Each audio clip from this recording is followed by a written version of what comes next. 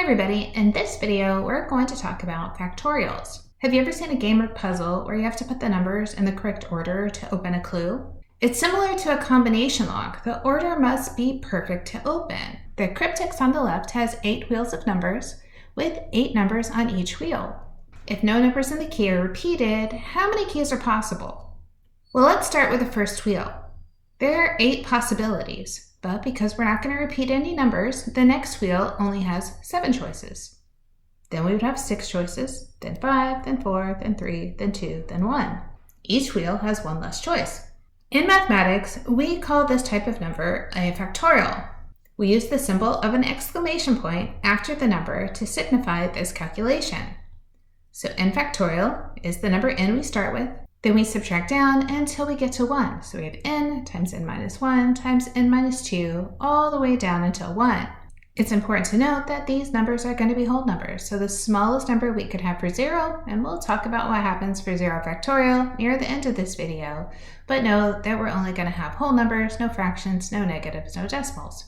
So as a first example, let's say I wanted to do 5 factorial. I'd have 5 times 4 times 3 times 2 times 1. You can throw that in your calculator and you get 120. Luckily, most calculators have the factorial button. You can just hit 5 and the exclamation point. Sometimes this is hidden under the probability key, so if you don't see it on your main calculator, hit the PRB button and see if you can find the exclamation point. As a second example, let's go back to 8 factorial like we had on our cryptics. We'll have 8 times 7 times 6 times 5 times 4 times 3 times 2 times 1. When we put that in the calculator, we get 40,320.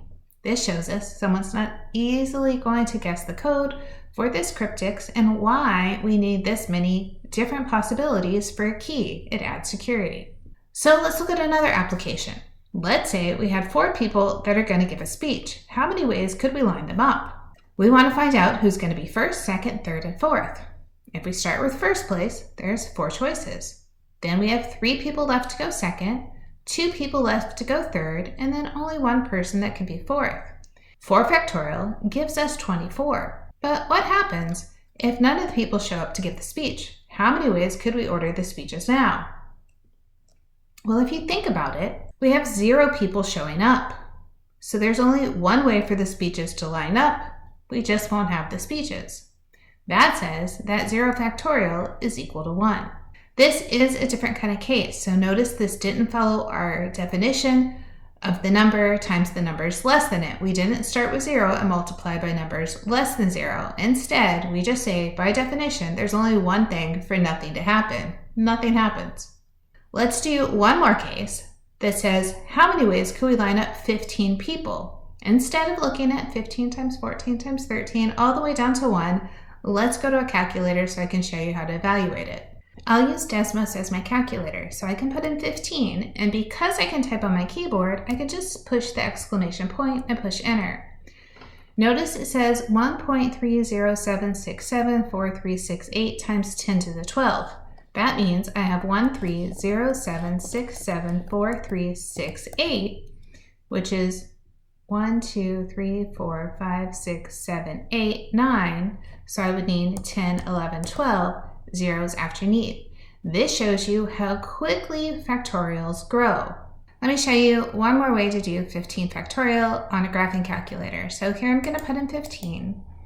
And then in this calculator, I need to push math. So I'm going to push the arrow over to show probability, and you can see that there's an exclamation point. So I'll go down to number 4 and I push enter, and then I push enter again. We get the same number of 1.3 times 10 to the 12th. This again shows us that factorials grow very quickly and are efficiently evaluated with technology.